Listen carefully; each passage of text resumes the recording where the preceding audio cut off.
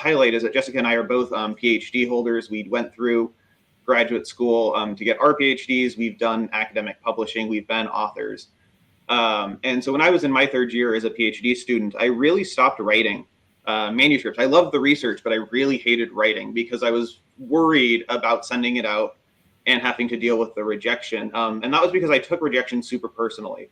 I felt that it wasn't just a comment on my work, but it was a comment on myself as an individual. And that really hurt the last couple of years of my PhD, as I wasn't publishing as fruitfully as I should, or as I could have. And when I hit my postdoc, I got some really great advice from my PI there, my supervisor and my postdoc, who really helped me understand that you can help separate yourself from your manuscripts and from your research by, when you get that rejection, handling it in an effective way. And what we would do, or what I kind of learned to do, is when I would get that rejection, I would kind of stop what I was doing. I'd start feeling negative, I'd start feeling bad, and I'd go do something fun. I would remove myself from the situation and allow myself to process the rejection in kind of a more positive situation. So I'd go get a coffee with coworkers, or I'd go play tennis, I'd go ride my bike.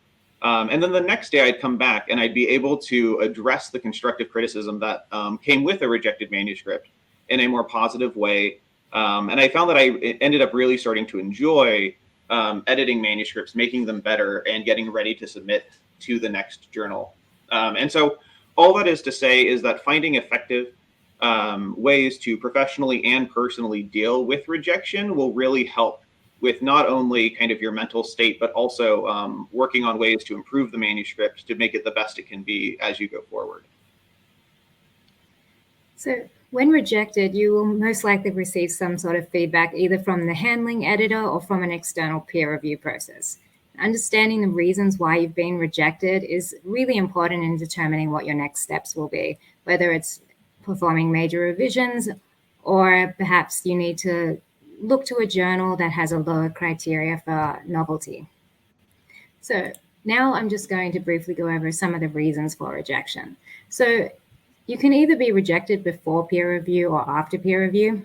And if you do get rejected before peer review, it's likely one or multiple reasons. For instance, it does not align with the topic doesn't align with the current interests of the journal or its editors.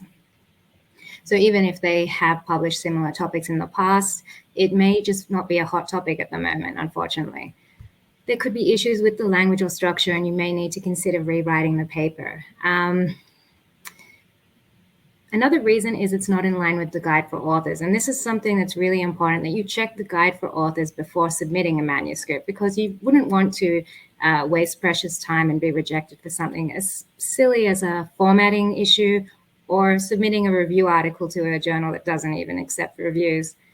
A big one is, of course, lower perceived novelty or impact for the journal. Editors today are very focused on trying to increase the impact factor of their journals, and this may result in them rejecting articles that are definitely important. They're maybe incremental, but if it doesn't have a strong impact on society or other researchers, it may be rejected. And the final one to consider is ethical reasons, so textual overlap.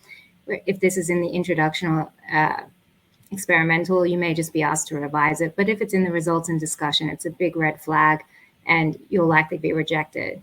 Another one is duplicate submissions. If you submit the same work to multiple journals at once and this is detected, you will likely be rejected. And of course, there's a number of other ethical issues, like not having ethics approval for certain studies. And you may also be, they may also request, say, the raw data if there are questions on the data. And in my last postdoc, I got a great tip.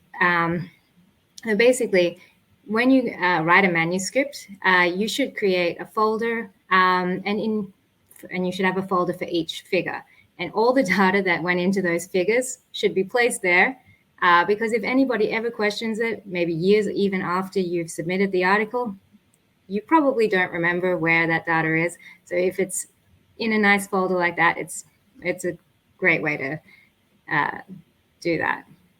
Okay, so if you're rejected post-review, there's most likely a problem with the content of the paper, or the reviewers have suggested it doesn't meet the novelty requirements. Again, it's important to distinguish between the comments relating to the presentation, like formatting language, which is easily fixed, and those addressing the science. Any comments addressing on the science are really high priority, and you really need to consider them before submitting to a new journal. Definitely. And so something to consider here is whether or not, when you're dealing here with rejected manuscripts, when you're looking at these reviewer comments, what are comments that you can address easily and make do, and then what are comments that maybe you don't feel you need to address before submitting to a new article, so that you're spending your time most effective in addressing the comments, so that you can get your research back out there.